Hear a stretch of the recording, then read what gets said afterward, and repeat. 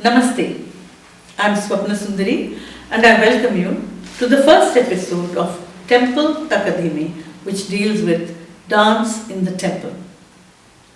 The culture of many world civilizations is reflected in its arts: poetry, music, dance, sculpture and architecture.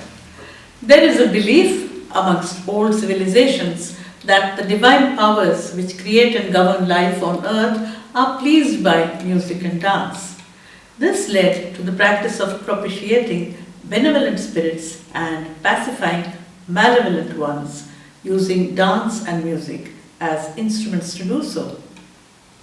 As with many ancient world civilizations, one can find a linkage between dance and ritualistic worship in the Indic civilization too. Coming to the Indian subcontinent, dance has always been a part of ancient rituals. In the Vedic age, divine forces were invoked through movement, mime and gesture, accompanied by mantra chanting, which even today is rendered with characteristic cadence and rhythm, particularly during the course of the yajna or homa, fire sacrifice.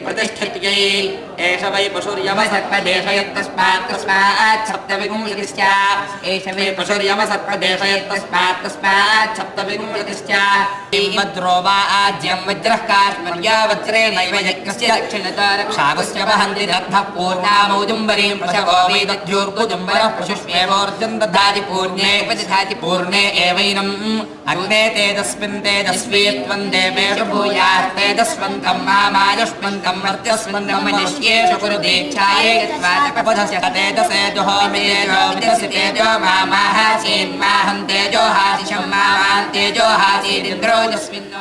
Vedic deities personified elements of nature. Vedic homage essentially acknowledges that there is an unseen creator of the universe. This super energy births, maintains and annihilates all which is manifest in creation.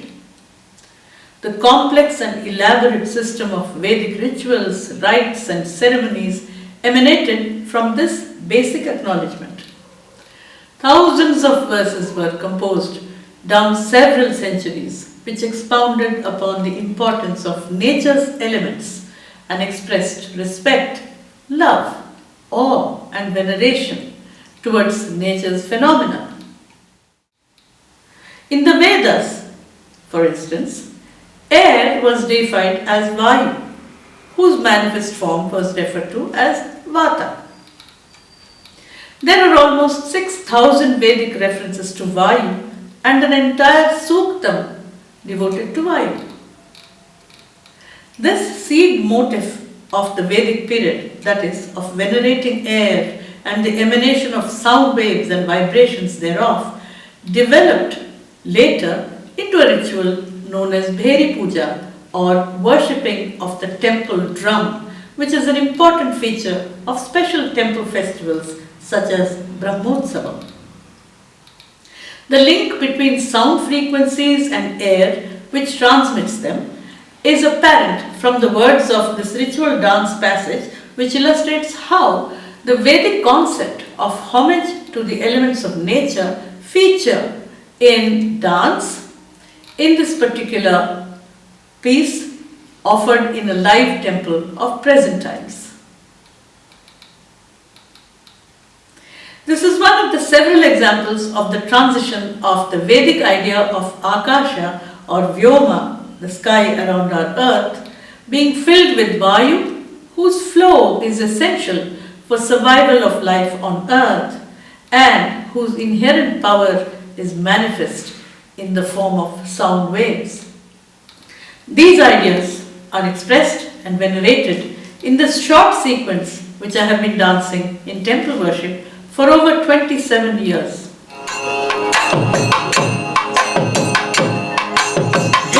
सृष्टि स्थिति लय प्रभु जीवितं व्योमदेश पितानुचित्वय निष्कलं मृगवाहनं देवदानव मानुषादि पिपीलिकादिम जीवकृत् भेरिताडन वायुघोषण वायुतालमिदं प्रियं वायुतालमिदं प्रियं वायुतालमिदं प्रियं वायुतालमिदं प्रियम्.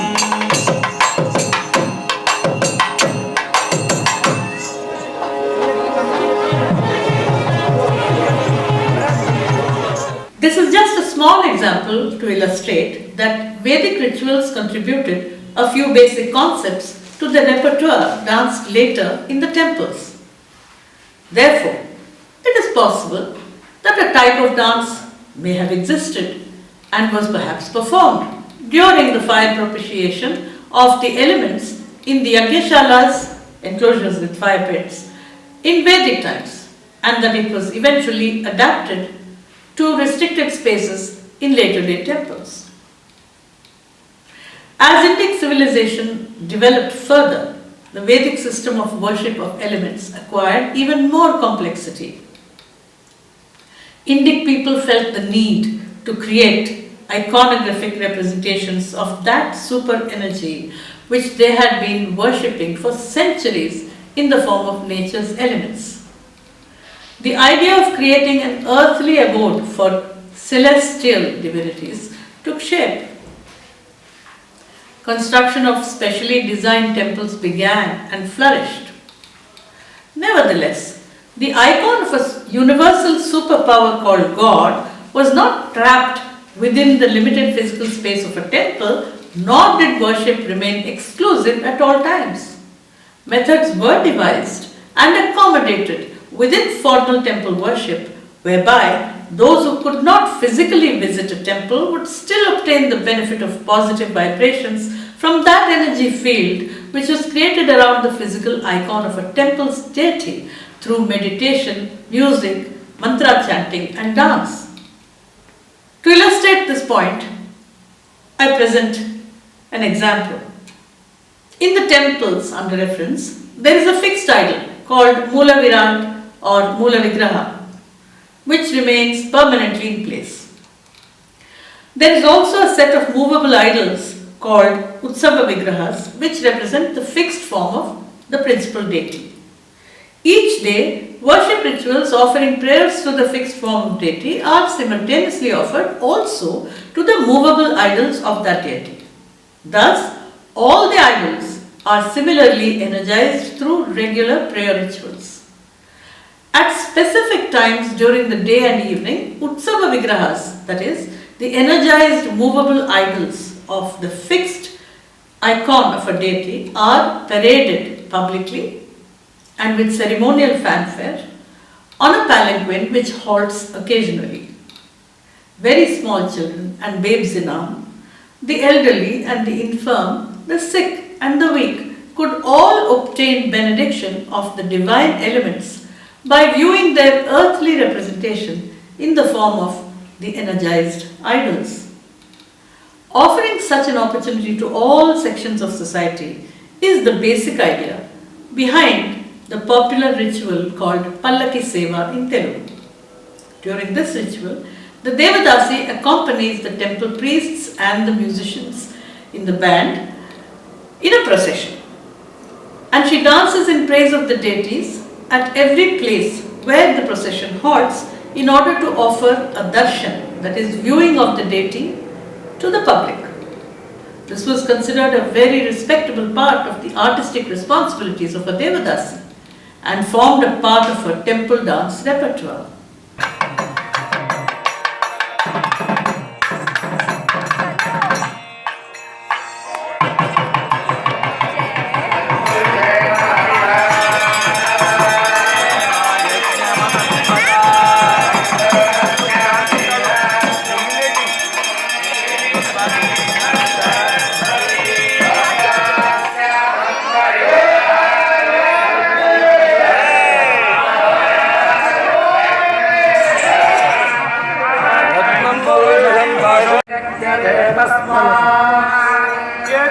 तस्मादजायत।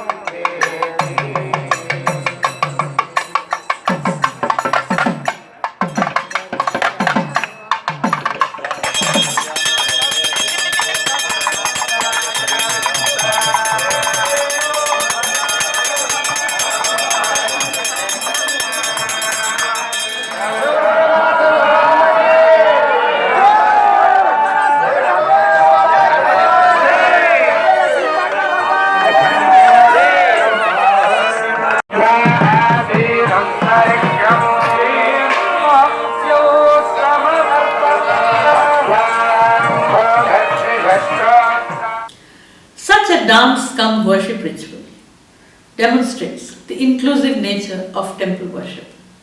It illustrates that all sections of the social community had access to the benefit of receiving blessings accruing from daily worship services offered by the priests, the dancers and singers together in a temple.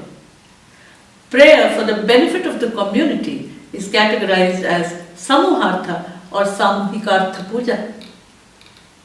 I shall expand on the various categories of puja in a forthcoming episode.